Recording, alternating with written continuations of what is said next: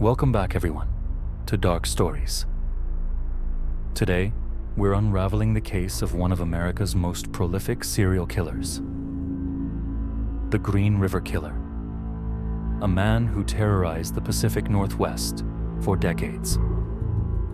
This story is a chilling reminder of how one man's darkness claimed the lives of dozens of innocent women and eluded justice for far too long. The story begins in the early 1980s, when bodies of young women began appearing along Washington's Green River. These women were often sex workers or runaways, making them more vulnerable and less likely to be immediately reported missing. The killer targeted women who he believed wouldn't be missed, but he was wrong. Their absence created ripples of grief and fear.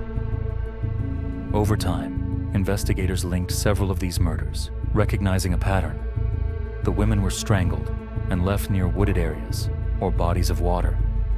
It was clear that a single predator, later dubbed the Green River Killer, was responsible. Gary Ridgway, a local truck painter, was the man behind the murders. To those around him, he appeared unremarkable, a quiet, unassuming man who attended church and lived a seemingly normal life. However, beneath the surface, Ridgway harbored a terrifying darkness. Ridgway would often lure his victims by pretending to seek their services as a client. Once alone, he would gain their trust, then strangle them, sometimes with his bare hands, other times with ligatures.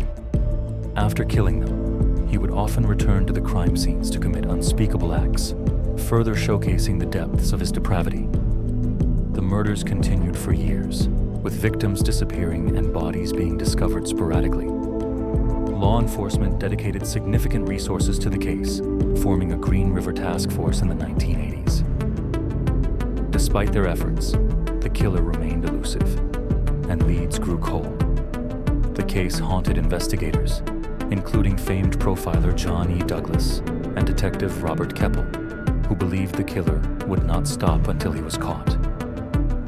The Green River Killer's reign of terror stretched into the 1990s, leaving families devastated and the community living in fear. In 2001, DNA technology provided the breakthrough that law enforcement had been waiting for. Evidence collected from several victims was tested using advancements in forensic science, and the results pointed directly to Gary Ridgway. Ridgway was arrested and confessed to killing at least 49 women, although some estimates suggest his true victim count could exceed 70. His chilling lack of remorse and cold, calculated recollection of the murders stunned investigators. To avoid the death penalty, Ridgway entered a plea deal in which he confessed to dozens of murders and agreed to help locate the remains of his victims. In 2003, he was sentenced to life in prison without the possibility of parole.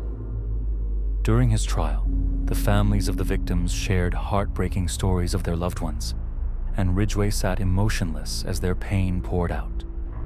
The only emotion he displayed was when one victim's father forgave him, a rare moment of humanity in an otherwise monstrous man. Gary Ridgway's crimes shocked the world and left a permanent scar on the communities of Washington state. The Green River Killer case also highlighted the vulnerabilities of marginalized women and the need for systemic changes in how society protects those at risk. Ridgway's arrest provided some closure for the families of his victims, but the loss of so many young women continues to weigh heavily on their loved ones. His story remains a cautionary tale of how evil can lurk in the most ordinary places. What are your thoughts on the Green River Killer? Let us know in the comments below. Don't forget to like, subscribe, and share for more chilling stories on Dark Stories. Stay safe, everyone.